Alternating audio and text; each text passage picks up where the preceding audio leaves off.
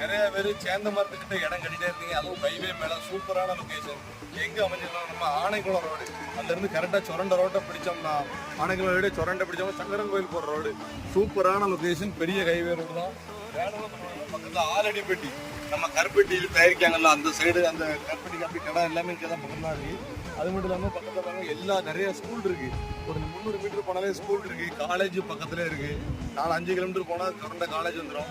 அது மாதிரி இடம் பார்த்தீங்கன்னா இதான் ஃப்ரண்டேஜ் வந்து 85 அடி இருக்குங்க. சூப்பர் ஃப்ரண்டேஜ் மட்டும் நல்ல படம் இந்த வாரம் இருக்கு. இடம் நல்லா சூப்பர் மண்ணா இருக்கு, தோல் மண்ணா இருக்கு.